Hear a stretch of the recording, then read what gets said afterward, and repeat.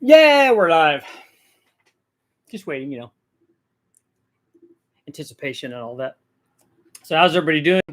Tonight will be the last night of our giveaway.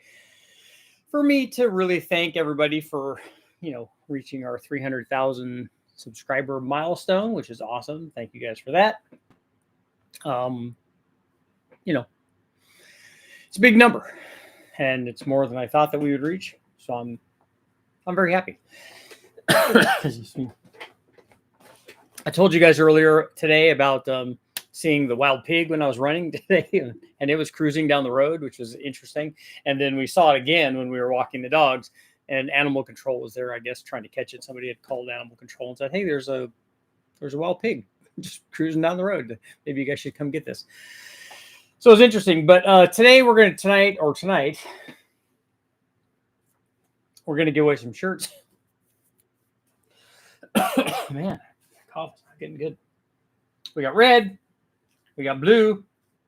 We'll do it in the same manner that we did before. We're going to guess a number. We'll do that later on. Depending on how many people here, I'll pick a number between something and something, and between 1 and something, depending on how many people are here. And then we will pick a number closest to the number, or hitting the number right on the nail on the head there. That one will be the winner. And then, yeah, it's happened before where we get 2 of them that both pick the same number. Then they have a shootout of some kind. Not a literal shootout, but they'll have to pick another number between just the 2 of them, which would be cool. It's a good way to do it. But what I want to talk about today is, in looking at the video that I'm editing, I'm looking at 2 different camshafts. These 2 camshafts are from Brian Tooley Racing, and one of them is the Truck Norris cam, which is really good. I've done lots of videos on that, and that works well. And then the other one is the Hot Rod cam. And I see a similar thing with my cams, a low buck truck cam and the Truck Plus cam. What we see is, and this one's even more pronounced, is a trade-off. So you see that like in this case for Brian, the low buck or the Truck Norris cam makes more low speed power, makes better power up to about 4,800 or 4,900. And then their Hot Rod cam does better above that. So, below 5,000 and above 5,000 is kind of where the trade-off range is. And the interesting thing, at least with the 2 Brian Tooley cams tested on this 5.3, is that we see a gain of about 30 horsepower on the top, and then a gain with the smaller cam of about, peak gain of about 30 foot-pounds down low. So for the down low guys, for the guys that think it's more important down low, you get an extra 30 foot-pounds. For the guys up top, you get an extra 30 horsepower. The question is, and this will be our poll.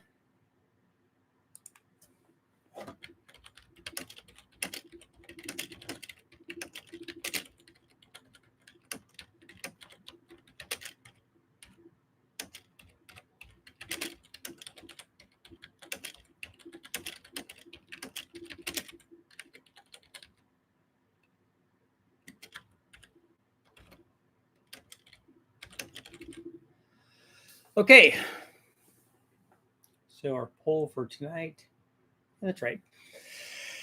Would you pick the cam that offered an extra 30 foot-pounds of torque over the cam that offered 30 plus horsepower on top? So would you want something that picks up torque below 5,000 or something that picks up horsepower above 5,000? So do you want torque or do you want horsepower? And actually, it's interesting we're talking about it because the extra 30 foot-pounds was down, the gain was down low. So these things actually made within 1 or 2 foot-pounds in terms of peak torque. They made within 1 or 2 foot-pounds, them being essentially the same in terms of peak torque. But where the extra gains were, like I said, the bigger cam, the Hot Rod cam, picked up a good bit of power above 5,000. The Truck Norris cam, a good bit of torque below 5,000. So where would you want your power? And then one of the things that I wanted to talk about was, and I'm guilty of this too, is that people the people that are like the low speed torque guys are like, well, I spend way more time below that RPM than I do above that RPM, which is true. But the thing to think about is if you're looking at the extra torque, are you at wide open throttle where you would be using that extra torque? Because you're not going to get that same gain at part throttle. Are you at wide open throttle down at those lower RPM ranges as much as you are at wide open throttle above those RPM ranges? In a truck application, I'd say that's certainly the case, because especially if you have not programmed your factory computer with when you did your cam swap to change the shift points, I mean, it's going to shift at like 5,500 RPM. So you're only going to be getting that RPM range. You're not going to be getting the 6,500 where you'd be able to take advantage of the other camshaft. That's pretty easy to fix, but you still would have to do that. And correlating low speed power with part throttle extra torque is another discussion. The dyno doesn't show that because we don't, the gain that we get, we're seeing it from wide open throttle. And I think that those things are definitely correlated. If we see more torque at 3,000 RPM, let's say, if we see that wide open throttle, even at throttle angles that are not wide open throttle at 3,000 RPM, you're still going to get close to that. At a half throttle, we didn't see that. But at more than a half throttle, which would not be unusual, especially if you're trying to get to the performance end of the available performance in the motor, you would be at higher throttle angles. So does that, again, which one do you want? And the choice that you make here is very important, because the choice that you make is going to dictate like the success of your combination. And that's going to be predicated upon the fact that, hey, what do you want? Do you have a 6-speed Camaro where all you care about is, I'm running this thing for all it's worth, I don't really care so much about 3,000 RPM? Or do you have something that has a 3,500 stall converter in it and you don't care about that because I have gear in it, I have converter in it, and we only really care about the bigger end of the thing?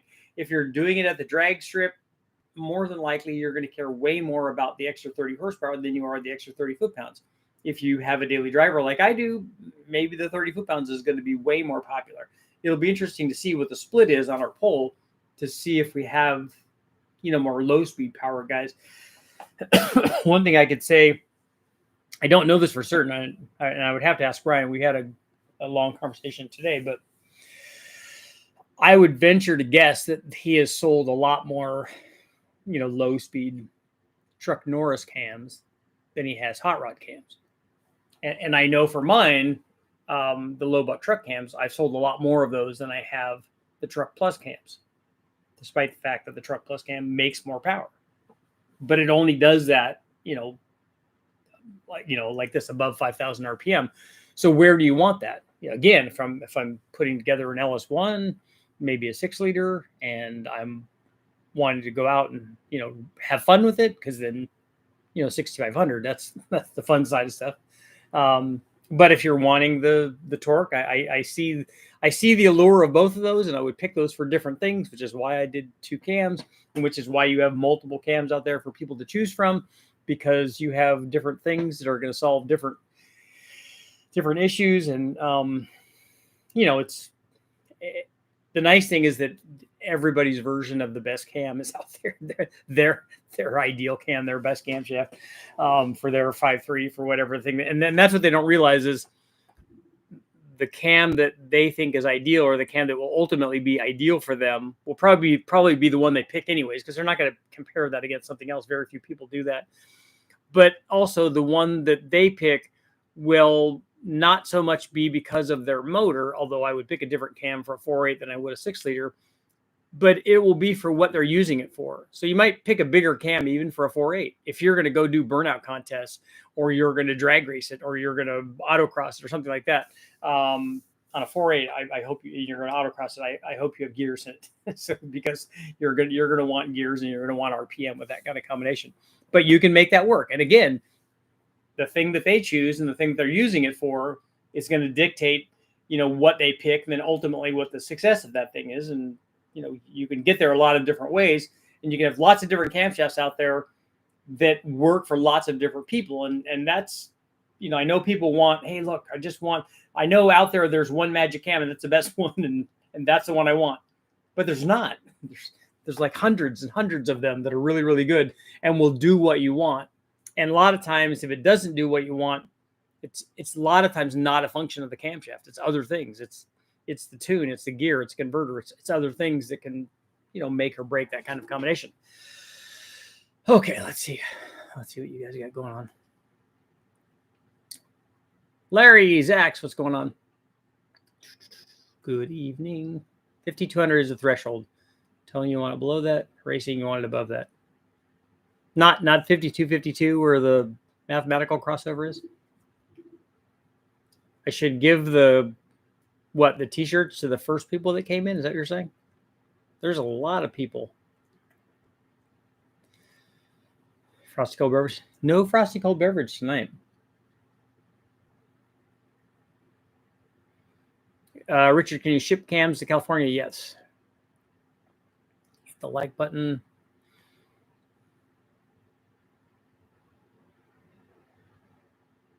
Below 5,000. If it's heavy or if you drive it to work more than 3 days a week. Above 5,000 if you're using the vehicle to race for money.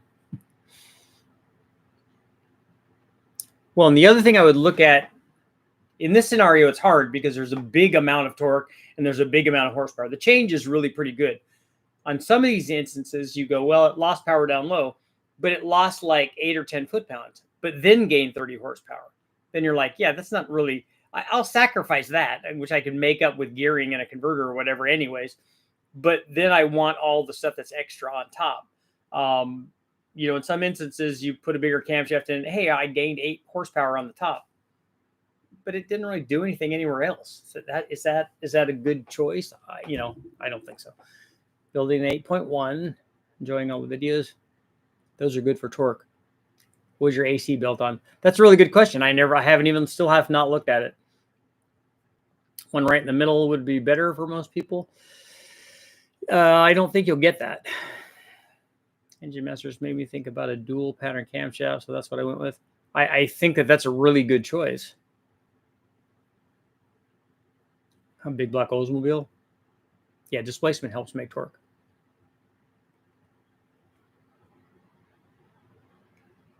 We'll take lower power every time and more torque. I can understand that. Is it right to say LS engines don't come alive until after 3,000 RPM, regardless of the cam? I don't think that's a universal statement.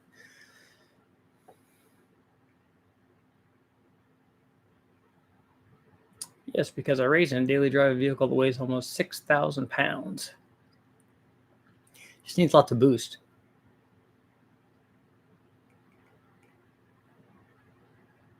I build mostly above 5,000, except for trailer stuff. Super stock Indy, that's cool stuff. 76 Cutlass is 19 feet long, but weighs under 4,000 pounds.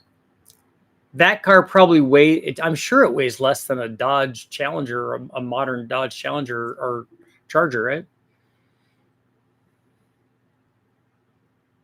Have you heard from Oliver? I did talk to Oliver not too long ago. Wish the truck Norris cam existed when I had to replace the cam in my 5.3 due to collapsed lifter and damaged lobe. Went with a stock non-DOD cam.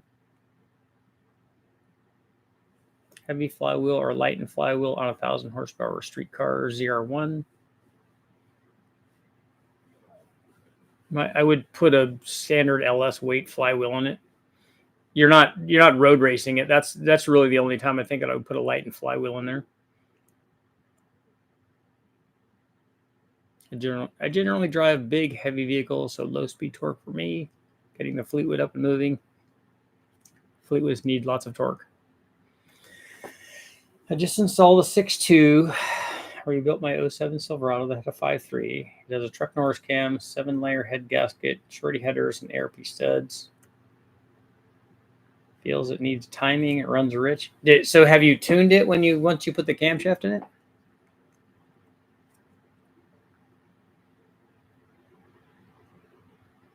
In this case, would a street tune be more helpful to pick up power the way it's being driven? I don't know what the other part of your question was. I didn't see another part of your question. You do need to tune it if you put a camshaft in it, if that's your question. I got a 67 Mustang with a 30 over 1500 and up camshaft, new Holley 600 E202 E heads and stumbles before time to shift or load, pulls back and jet size is too big, 4-speed 350. I've kind of have no idea what your question is.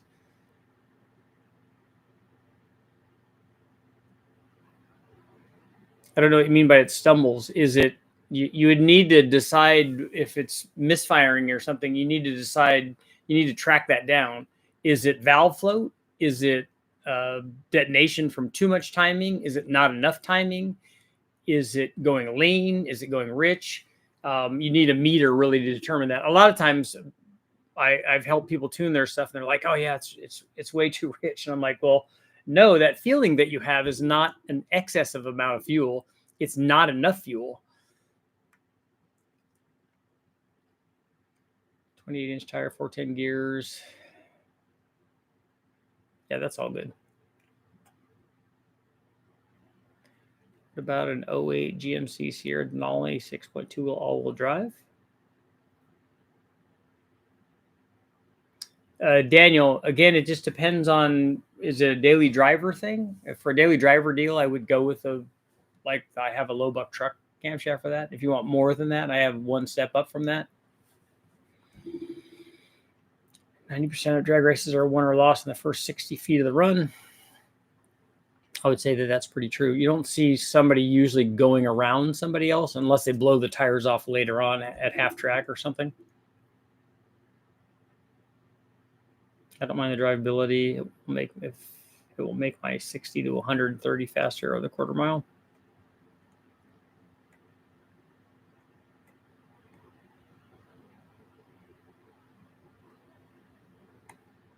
Scrolling.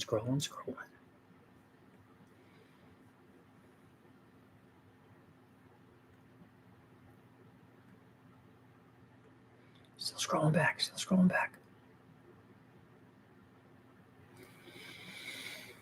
For my truck, Torquey Cam, the truck Norris.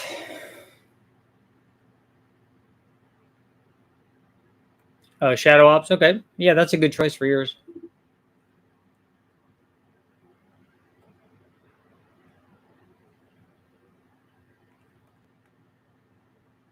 You don't think guys don't really use lightweight flywheels for drag racing, because you have at the start line, you have the ability to spin up a heavier flywheel anyway.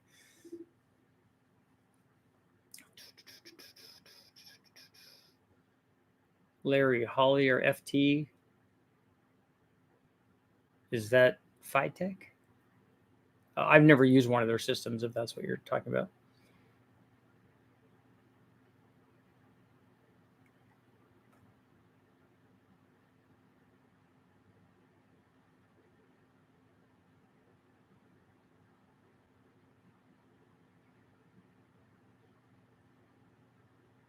A truck Norris sits between an LS3 and an LS9.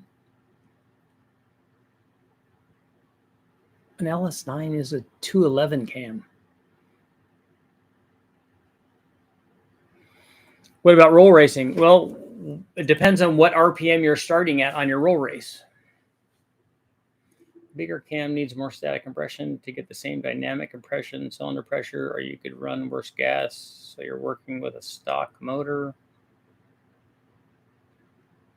Well, more static compression is going to help with any camshaft, not just a big one. It'll help with a small one too. Static compression just adds power. It's like picking an intake manifold. My small block Chevy went from a dual plane to a single plane. I wasn't happy with either, so I went with the blower. That'll carry. Single spring or dual spring for the hot rod cam. Can't find a lot of information on this. Well, you have 600 lift single springs. You have 600 lift beehive springs. When we ran the hot rod cam, we had a dual spring on it. Sunday Fun Day. generally not using all your available low-end power anyways, because you're mostly at part throttle when in the lower part of the power band. I need the 8.1 torque for the mud truck. Going to do turbos. Yeah, they definitely respond to boost and make a ton of torque, as you saw from the video.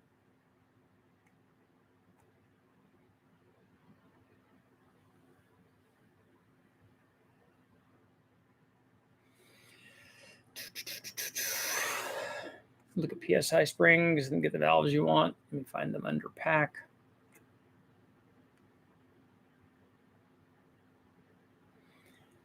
The C8 Corvette, they claim the engine has 110% volumetric efficiency.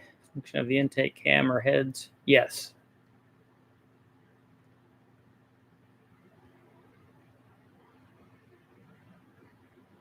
Are you talking about the turbocharged one? Because that should be way over 100%. And it's not hard to get an NA motor over that number.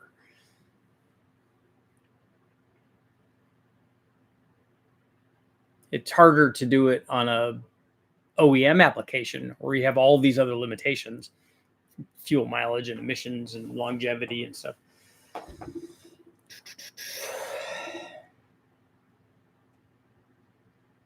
Get away, what's going on? 4-link drag rear layout, true coilover shocks, or chrome like custom ladder bars. Muscle cars sure add more torque down low. Not yet on the tune. An air-filled gauge on it. It's just to drive it up and down the road. Getting a remote tune next week. What horsepower should I expect from the combo? I don't know. I don't remember now what your combination was. If I get too many in my head.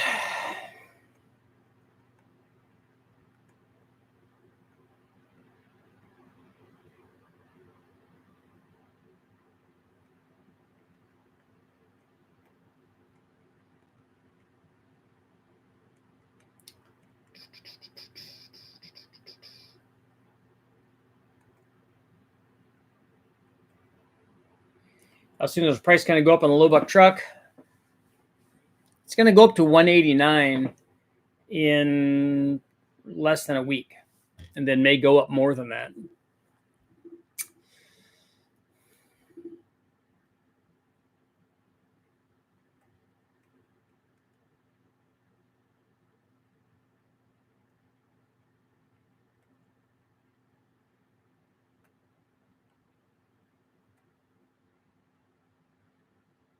Feet 400 is a good example. Guys who run 10s and 9s at the track, which is 450 foot-pounds of torque. Factory iron heads ported. Yep, that's fast.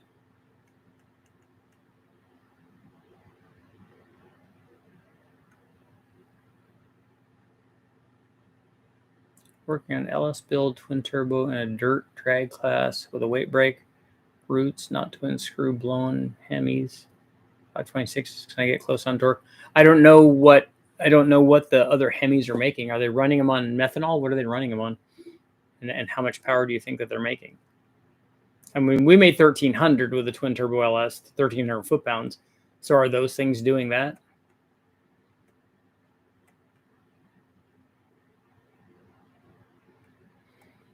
Let's see. I don't think I missed some of these. Richard, have you tested 6-liter with 706, 799, 370, 317s, and 241s with a fast intake on it? No, not with a fast intake. And I didn't run 241s on the 6-liter. We only ran 706s, 799s, and 317s.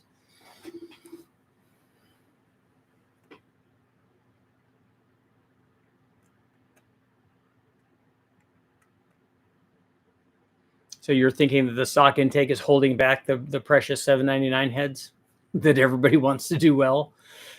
I can see stuff.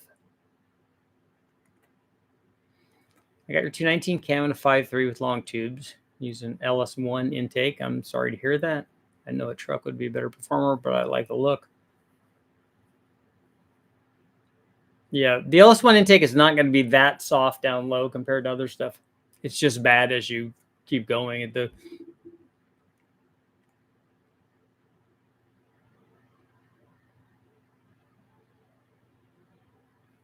Speaking of 01s, the new one is doing big numbers with pump gas, daily drivability.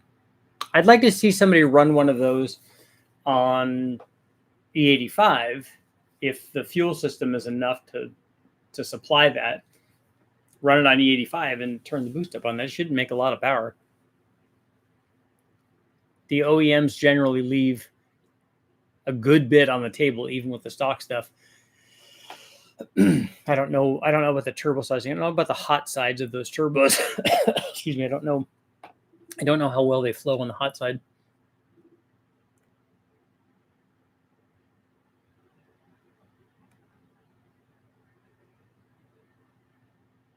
My dad's 68 Dart slowed down when he went slowed down 2/10 when he went to an aluminum. Did his 60-foot time get hurt? So I wondered if the heavy flywheel weight would help the launch on that.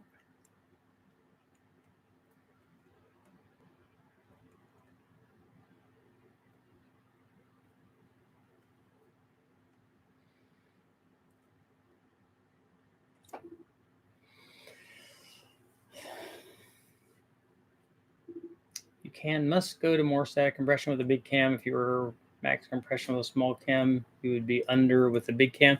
No, I see what you're saying. You're trying to equalize dynamic compression, but nobody does that. I mean, if a guy puts a camshaft in, he just puts a camshaft in. He doesn't also change the compression when he does that. I understand how engine building works, and I understand that when you put big cams in them, that people think, oh, you got to put this cam wants more compression. No, every cam will respond to more compression, because compression just does what boost does. It just elevates the power as a percentage. You would, with a small cam, you could argue that you would get into more, the detonation threshold would be changed dramatically, and it'd be much more likely to detonate with a small cam and more static compression. But compression just adds power. And I know that because we have run really big camshafts like 270, 280 at 50 on low compression motors. And everybody told us, no, that won't work. I'm like, what do you mean it won't work? It will absolutely work. The cam will still do what the cam does. No, it needs more compression. I'm like, no, it doesn't need more compression. I know that it will make more power with compression because every motor makes more power with compression. And this motor with this cam will also make more power with compression, but the cam still made a lot of power. It just did it on a low compression motor. In this case, it was a 540-inch big block. And putting that cam in versus a smaller cam made a lot more power because that's what camshafts do. We would make even more if we put higher compression in, but we would have also made more with the smaller cam and higher compression too, because we weren't octane limited when we were doing this test. The LT6 is the NA 5.5. Okay. The LT6, the NA motor is a really high specific output. That's a good motor. Do I need a 1209X spring up to 40 PSI on the twin turbo 427? I don't know what that spring is. I don't know who makes it and don't know what motor you have or what head you have or really anything else. Rock crawler with an L33 turbo 400. G-Reg. You can win and we're going to do that in about 2 minutes. We'll start guessing. So we've got 89 people here. So I'll have to do from 0 to 100 or from 1 to 100. The last engine, I hit a 200 shot off the line. Do a 165, 60 foot.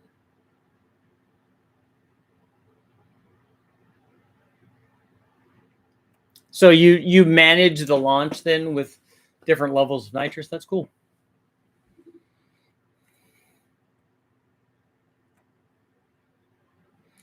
I remember why I quit watching. Very closed-minded. Yeah, that's me.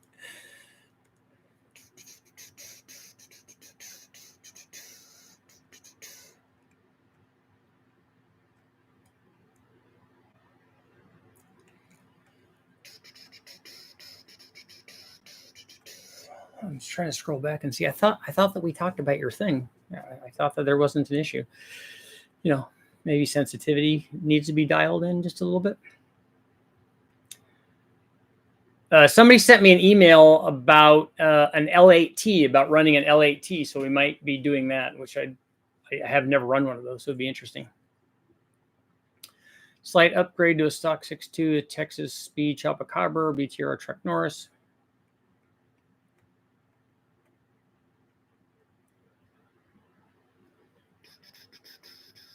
we'll need to tune.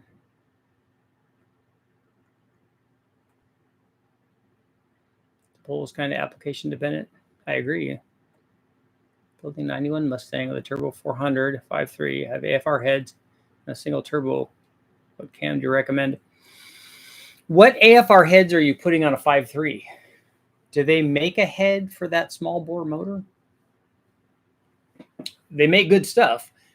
So I just wondered if they made something for a small bore motor, because I didn't think that they did, unless it's relatively recently. But what size turbo do you have, Larry? And how much power are you trying to make? And then we can kind of decide, like, what's the best way to get there. Our 862 head's good. Yeah, and I usually tell people use whatever head you have on your LS, particularly if you have a turbo combination. But the 862 heads are the factory head on a 4.8 or a 5.3, and they work good for that small bore application. You can port them or obviously put better heads on to get more flow if you want more power.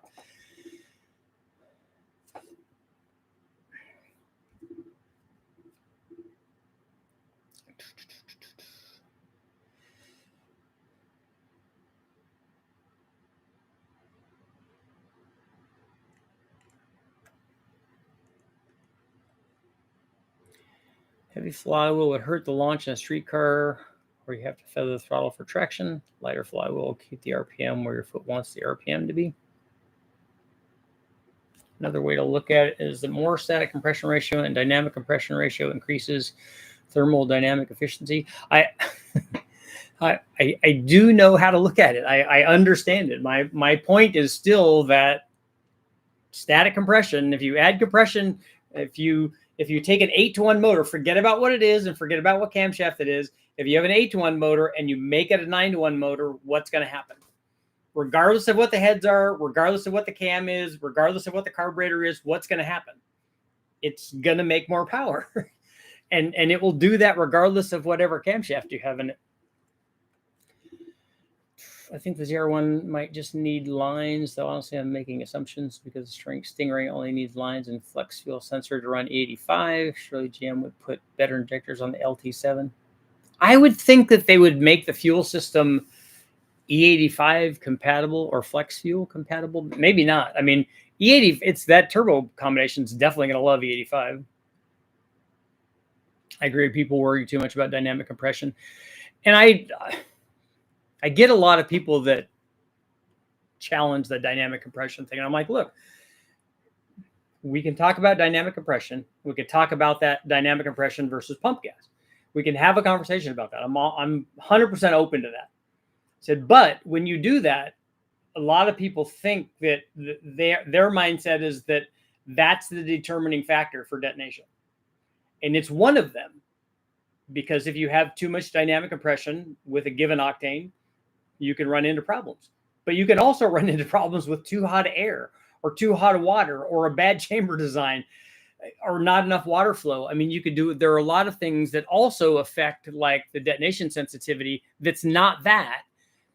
And they don't want to, like, they want to talk about dynamic compression, but they have an open element air cleaner under the hood of their carbureted motor. I'm like, you're worried about the wrong thing.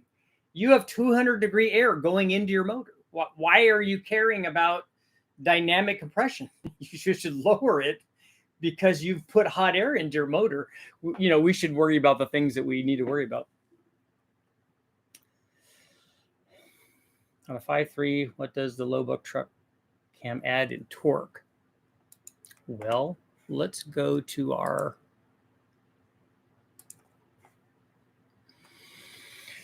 So the stock cam, when we tested it on the dyno, stock cam on the L33 made 388 foot-pounds. And with a low buck truck, it made 417. So it picks up the peak torque quite a bit. And torque through most of the curve, except way down at, I think, below 26 or 2700.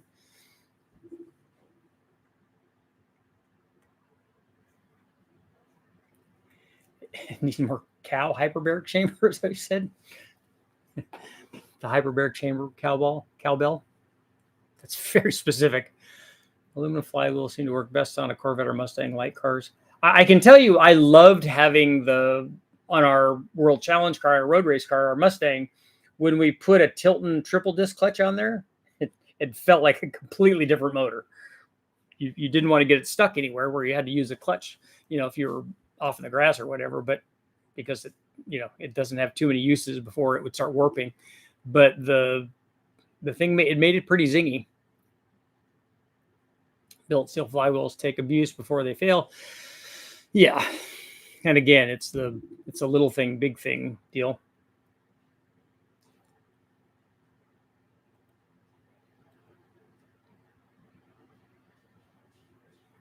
Larry. I'm trying to scroll back and see what you were talking about, Larry. Oh. Oh, single turbo. Okay, let's see. Yours was the Mustang. They have heads, okay. Stock length rods, Summit Pro LS, 2cc dome, Pro LS pistons, beyond E90, and have a 98 millimeter pulsar. So are you drag racing this thing then? And you have a converter and a drag race transmission or something like that? Is that what you're trying to do with this? Because a 98 millimeter turbo is like a lots of power turbo deal. Looking for 1300.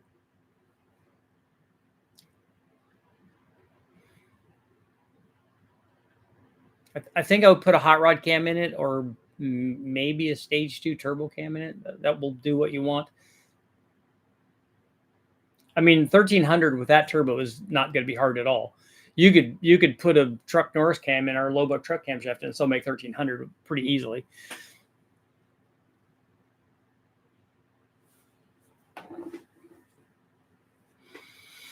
But if you can get the 5.3 up near 475 or 480 horsepower, get it closer to 500 if you can, then making 1300 happens at a lower pressure.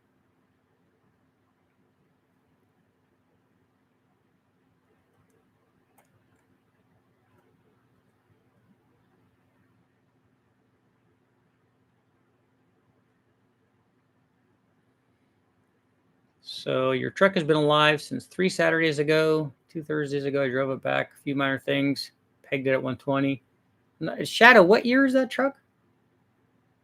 Carl, which video shows the low buck truck cam specs? Both of the low buck truck cam videos show the cam specs. There's a 6-liter one and a 5.3, but it's a 552 lift, 212, 220 something, and 107.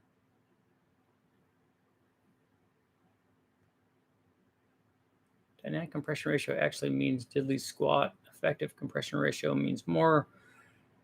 Prevailing takes into account volumetric efficiency too. Worried about one factor when there's thousands. It is a complex dynamic equation. Timing is way more important than compression as a factor in detonation. You can ruin a perfectly good motor with timing. That's true.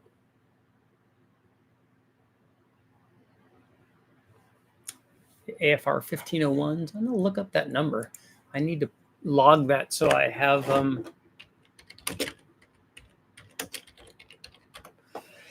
AFR 1501 heads, 200cc, 210 LS1 Enforcer heads.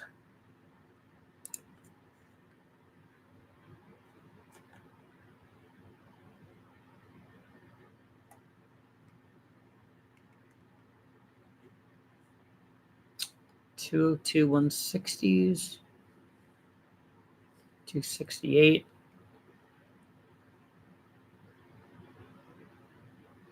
Minimum bore diameter is 3,900 is what they're saying on that head, unless it's a different one.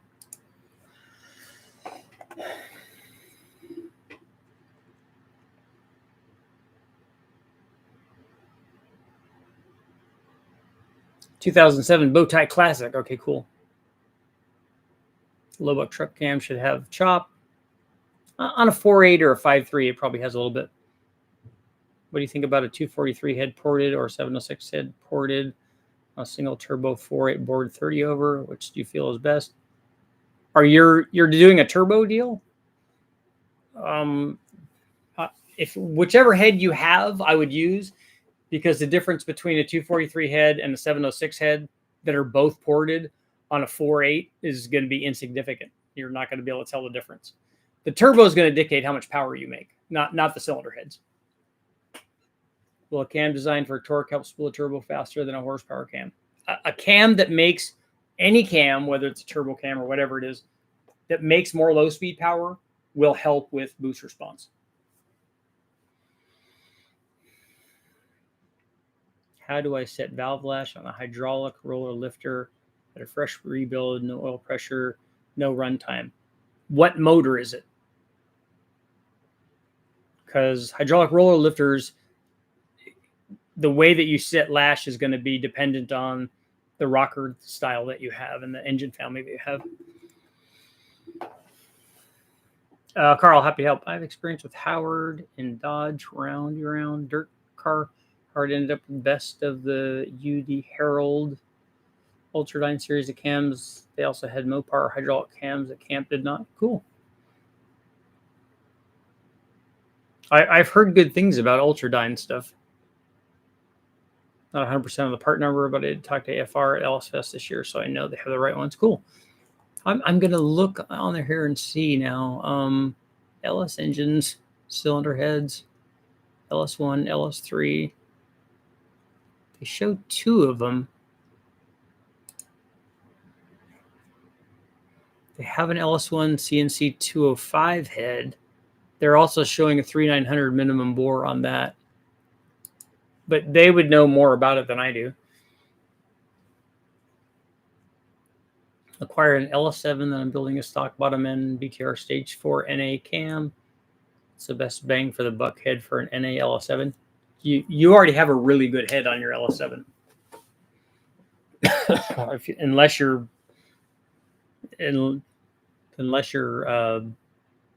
making a lot of power, the factory head will support a lot of power. If you just have a cam in there, you have enough. I would be more concerned about the intake manifold on there.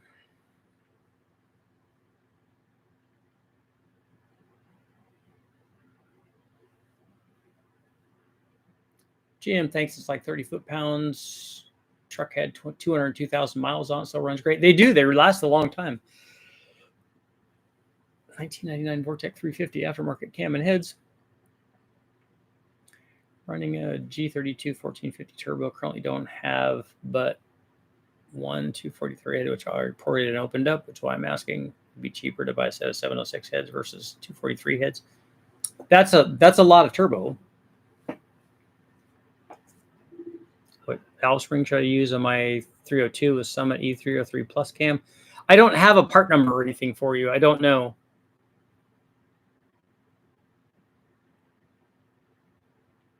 Sean, that's probably a good idea. Sean said that on the LS7 heads, I forgot about that, you should probably put different heads on it or fix the ones that you have because they've been known to drop valves. What rockers do you recommend? I run stock ones on our stuff. Something with a trunnion upgrade I think would be good. But I don't know what RPM range you're running, but I would imagine that it's in the range of a stock rocker.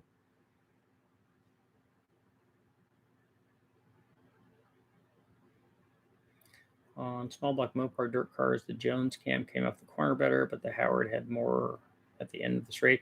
Yeah, you just have to look at what the specs are in both of those cams to determine why that happened. I mean, you should be able to see that from the cam specs, certainly from the valve events if they have that stuff.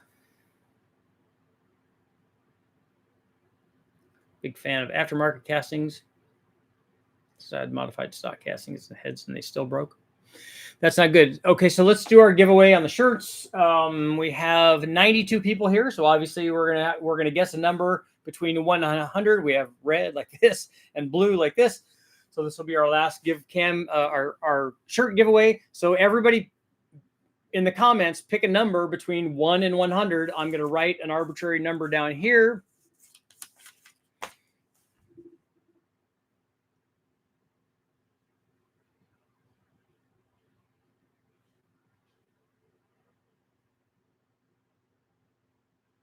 Is anybody peeking? I'm not peeking.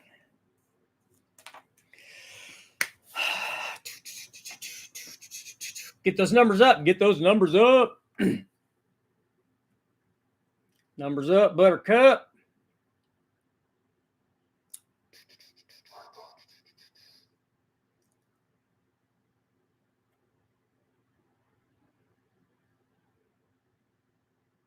There are 58 votes on the poll. Nice.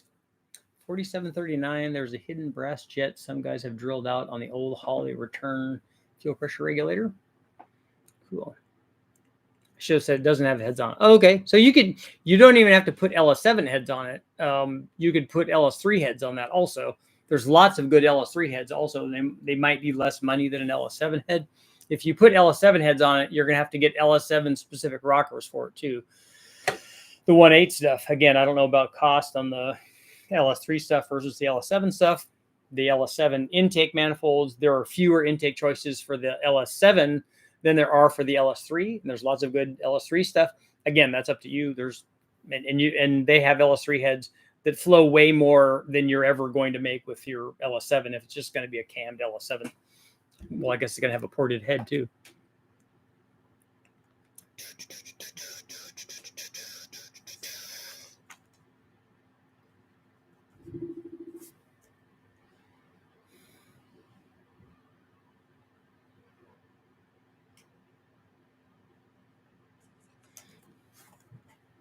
How many votes do we have here? 1, 2, 3, 4, 5, 6, 7, 8, 9, 10, 11, 12, 13, 14, 16.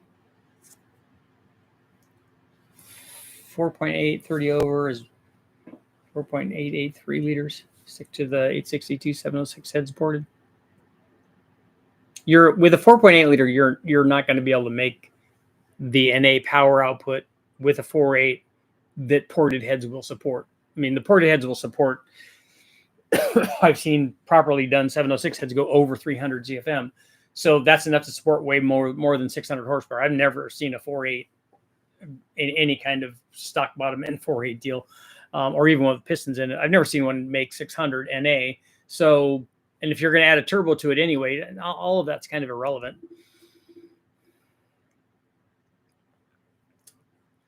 Thinking specs is deceptive. Jones was shorter at seat, but greater at 200. Well, you'd have to look at all that stuff, right, to see how they do. Richard, what's your take on Summit LS Pro rotating assemblies? I think that they're really good. I mean, I'm comparing them to stock stuff, which they're way better than. And given the amount of power that we've made out of stock stuff, you're not going to hurt that. If you have a Summit Pro LS rotating assembly, the block is your limit on how much power you can make. There's 107. Yeah, I'm showing 105, but yeah, there were 107 people here. So we'll call it 4 minutes. So 52, we'll call it.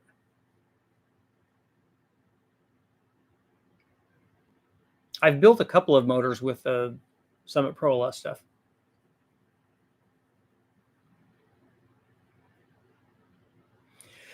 Custom, why are you doing that?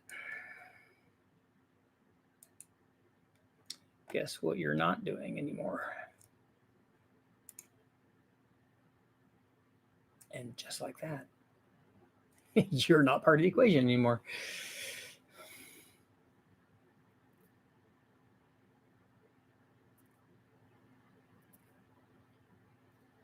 By the way, if you research deep on those dynamic compression ratio calculators, actually found that the algorithm formula, with the help of a mechanical engineer on a forum, it's all based off of small block Chevy iron stuff. It wouldn't surprise me that they would have done that long ago before a lot of this other stuff was available. I know that when David Vizard did his formula for the camshafts, it was based on a small block Chevy. It was as high as 112. I'm seeing 108 now.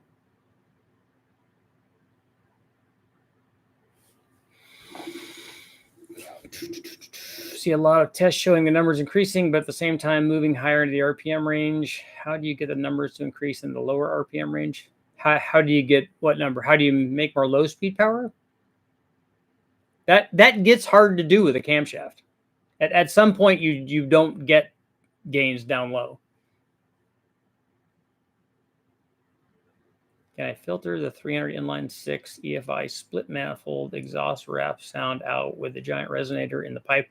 I don't know. I have zero experience with those motors and their exhaust, but it wouldn't surprise me if you were able to tune the exhaust to change the exhaust note dramatically. I've never seen that not be the case on exhaust systems. Valve lash on a 99 Vortec 350 hydraulic roller cam. What would I set it with no runtime or oil pressure? I can't remember if that's a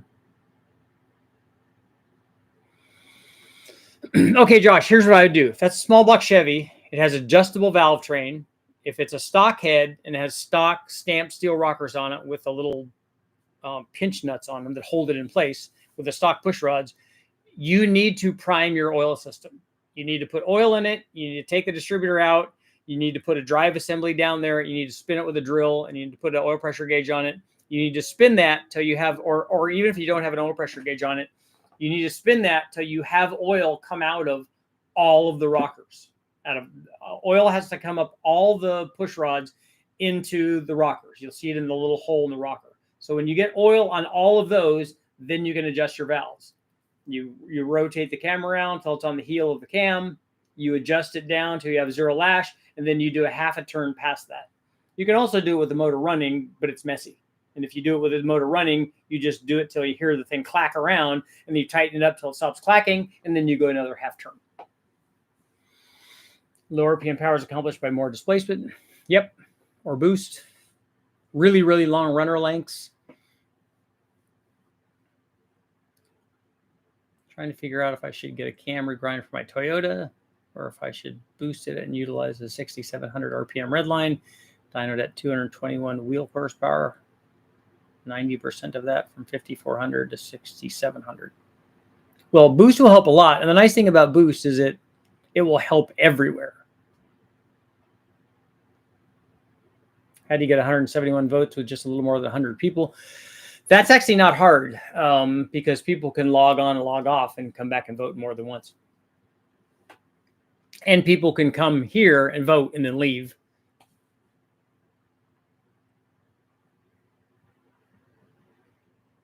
A cam profile a certain way. Okay. Try getting gains with the camshaft at 1,800 RPM. It's hard to do. You get to a point where it doesn't change anything. Other things can. The other things can change it a lot, but cam timing doesn't change it a lot at low speeds. Ever use a Mellings LS oil pump drive? We have. Westech has a couple of drive tools that we use. It's all in the exhaust tip. It's all about the big tip, right? Rags, 1 liter Mafia. I'm building my short block for my truck, which is a 402 stroker, calculated 10.3 to 1 compression with 9 to 1 dynamic compression. Is that too high for pump gas running on a Gen 3 PCM? No, it's not. You just have to adjust your timing if it detonates. And I'm sure that that's an aluminum headed motor. In your opinion, how much power is too much power? We no longer want a manual transmission. I don't know what that number is. I don't know what that is. Because I don't know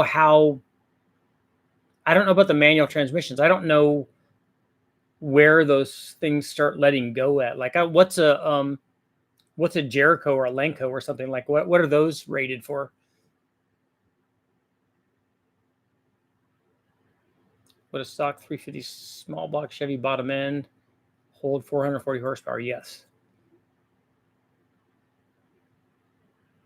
Already running a TSP 227 cam. My Gen 3 LQ9, about to install an LSX RT. Okay.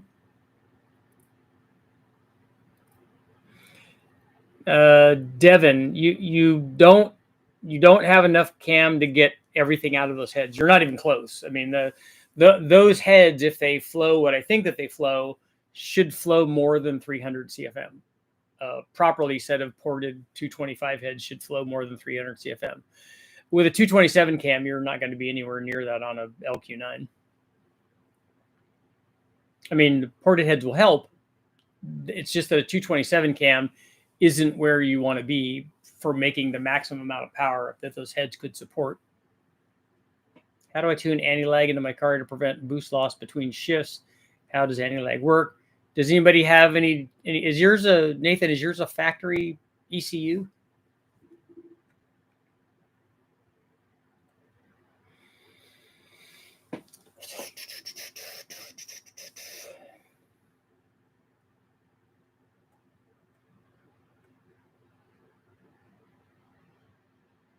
Seconds is the max time to get oil pressure. I never primed mine. No, okay. I'm just telling you the right way to do it. You should always prime a new motor that you put together. It's so easy to do, especially with those. You don't even have to have a drill. You can prime it actually with like a speed wrench. I mean, or a ratchet. If you spin a ratchet and do that, we used to do that with the 5-liter Ford stuff. On the 302s, you use a quarter socket, and on the 351s, you use a 5/16 socket. And you put it on there, and you just spin the oil pump by hand, and it generates enough to get oil pressure everywhere. You can actually get pretty good oil pressure just spinning it by hand. You don't have to have a drill like we normally do it with a drill because you get more, but it all works pretty well. How much power can be gained from just porting the exhaust? I don't know. I've never tried that. And if you were going to port something to try to gain power, I would do it on the intake. That's where you'll get more power. You'll get more power doing it on the intake than the exhaust. So you don't think a single turbo big bore 4.8 will ever be limited on a stock 706 head? Don't think a port job on a set would be worthwhile. I think it will be worthwhile in that it will help you make whatever peak number that turbo would do at a lower boost level. So it might put you in a different spot on the map. But if you're trying to make 1,000 horsepower out of your 4.8 and you have 1,000 horsepower turbo, you're going to do that with a stock head. The stock head's not going to stop you from doing that. I'm running 1,500 horsepower with a TR6060 and a Gen 5 Camaro. Yeah, a lot of that with the transmission will be dictated by how much you're, how well you're hooking and how much abuse you're putting to it. I ran a stock T5 from a Mustang for years and years and years with a supercharged Mustang. We ran it in World Challenge. We ran it road racing with, hundreds and hundreds of shifts, way more than a drag race guy's going to do. But we weren't bad to the, we weren't abusive to the transmission. Lenco has no limit. I want Iron Ellis heads. I'm supposed to have a set of those. Disassemble an old distributor and just use the shaft. We've done that. In fact, one of the ones at West Tech is an old distributor. I have an LQ4 with, and the factory says I have 9.4 compression. Do they mean that's your static compression? A factory rating is. Your dynamic compression would be determined by your camshaft. Oh, the answer to, I forgot, the answer to our t-shirt winner is, the number was 63. So that's R. Kelly, Keighgley, I think. I think there was only 163.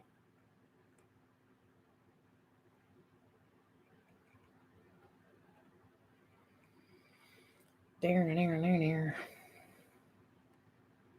Now that we booted Knucklehead. Oh, David had a 63. I'm scrolling back.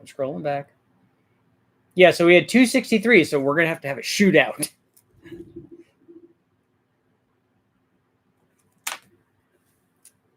So we got 2. So what we're going to do, where's the other 63 at? 63. No whammies.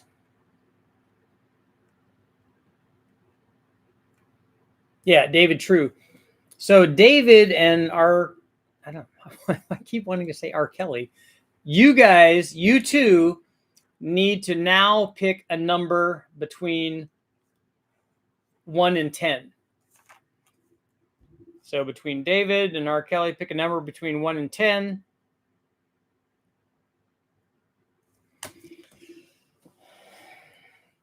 Matt, yeah, 14 is not close. Yeah, Sean, that's right. No sevens, right? Keigley. Is that, did I pronounce that right? Slightly off topic. Did you ever get the results back from when you sent the AFR off for flow testing? Yeah, the flow testing from the flow bench, it actually destroyed the blower, the one that they tested, was really close to what I got when I tested it on the with my Super Richie flow bench. Too bad you didn't have a yellow shirt. Is David still here?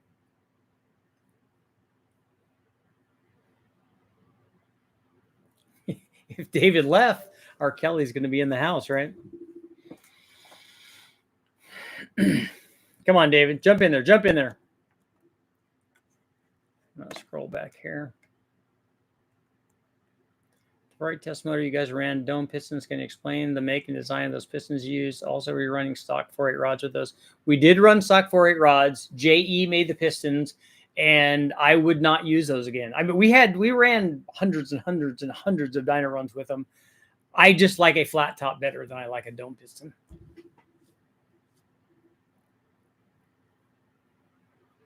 Richard, I have an L83, just got a cam stage 2 and house to pick up a BTR. How can I make 450 to the wheels? You should ask the guys at BTR about the L83 to see if you can do that. I don't think you're going to make 450 to the tire without maybe notching the piston. I think that 550 on an L83, 550 at the flywheel is going to take ported heads and an intake and a good size cam. Chicks dig the camshaft. They dig Trek Norris's too. That's right.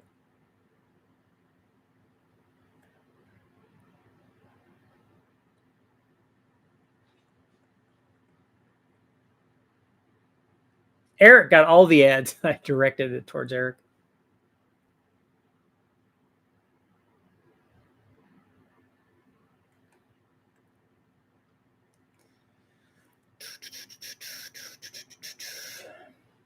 David. Okay, David comes in with a 7. And R comes in with a 2. The number is actually 3, so we got to give it to R. Kelly. So R. Kelly, send me here. I'll put my email address down.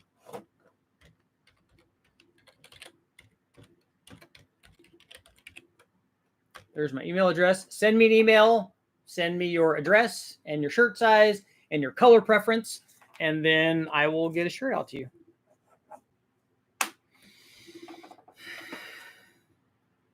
I didn't look at Dan. I haven't looked at the AC on the truck. I need to go.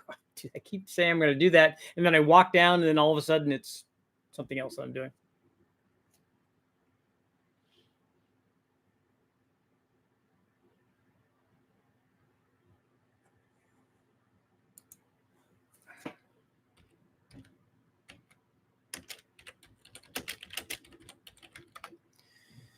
Near.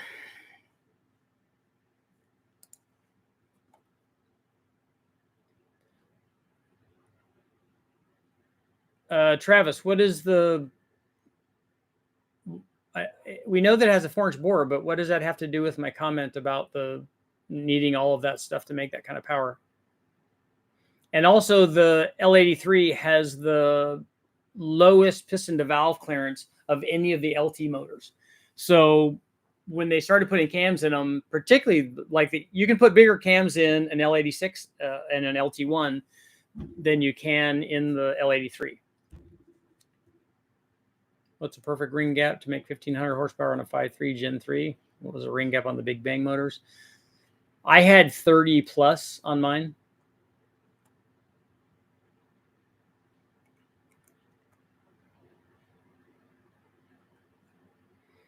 Did you have a drawing to see who's winning the Geo t-shirt giveaway? I don't think that's going to be real popular, but did you fix the starting issue? I did. I changed the battery. No, I changed the starter. Can't complain about not winning a shirt.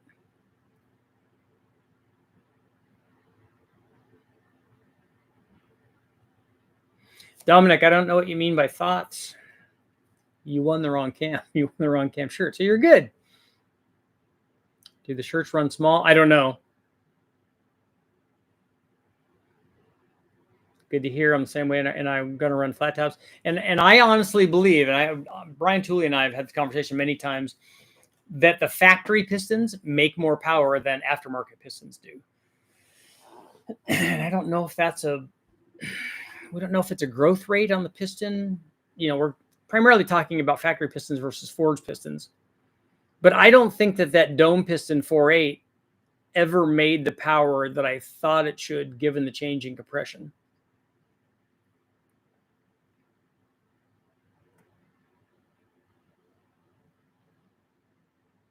We might be listing our 2010 Gen 5 Camaro with 1,500 horsepower turbo 408 LS and a built TR6060 trans.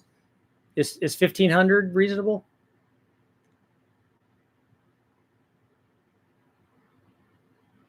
Was that gap using the bore formula? No, we didn't use a formula for when I did it. I did a go no go thing. Some of them were 30, some were 32. Some of them were probably as high as 35. I just knew they had enough. And because we were trying to break the motor anyways, I really didn't care. Just ordered a BTR Red Hot cam for my 5.3 following your 510 horsepower build. Can't wait for the build to be complete. Yeah, that's a good combination. I think I'd make 400 at the wheel with just a cam upgrade kit. I don't know what those things make. Does anybody know what an L83 makes at the flywheel? I mean, what does a stop one make at the tire? Maybe because the pistons are already broken in.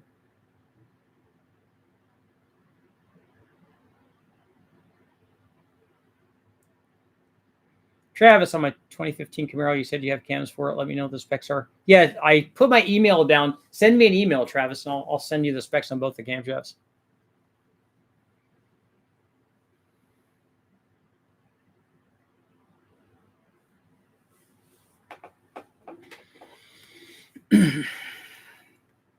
One more minute. We're going to get rid of our poll. So yes, 72%. No, 28%. Would you pick the cam that offered an extra 30 foot-pounds of torque? So more 30 foot-pounds of torque, guys. Yes, flip the pistons. As always.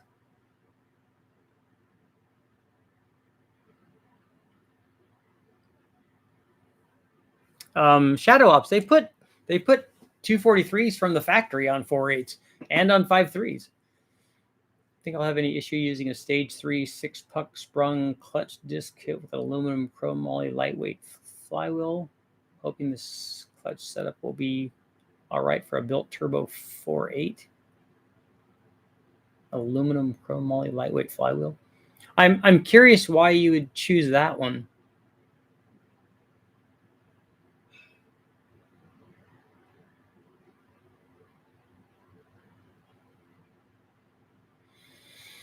Best power we made were with editions that have a very slight dish. Yep. I bet they had good quench. It'd be nice to know when they're going to butt together. Then you could keep all the compression in the cylinder. We didn't see a big change in power from having the gap that big because we ran an NA again. Our factory pistons are different forged and aftermarket. The factory pistons are not forged. The factory pistons are cast. Do you have any experience with the Alloy Works radiators? I don't.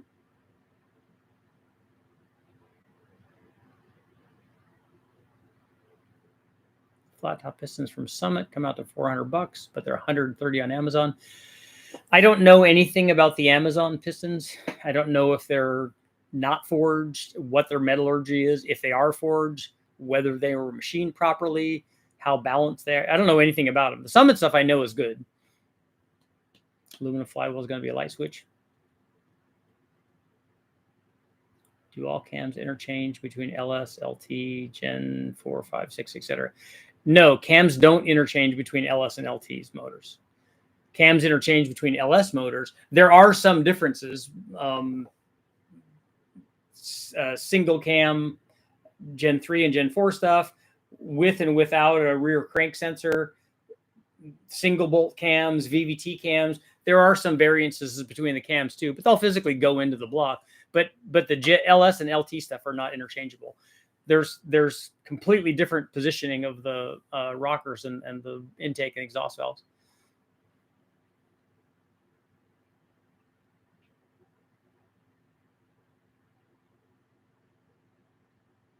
So So I'm a little confused if I put in aftermarket pistons that are identical in mass and compression, that factory pistons will be better. If you put in a forged piston, it's not going to be identical. It could have the same compression. The weight's definitely not going to be the same. And the growth rate of the piston, and so the amount of clearance you have to have for a forged piston is definitely going to be different than a factory piston is, than a factory cast piston is.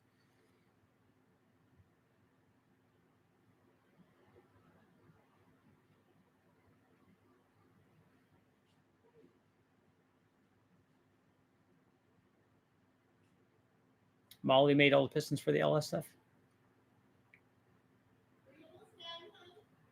Yeah. Will the Turbo 400 bolt up to a Gen 6 block? It will. And on that note, it is time to go. R. Kelly, make sure to send me your information and we'll get you out the t-shirt. Thank you guys. I will see you guys all tomorrow.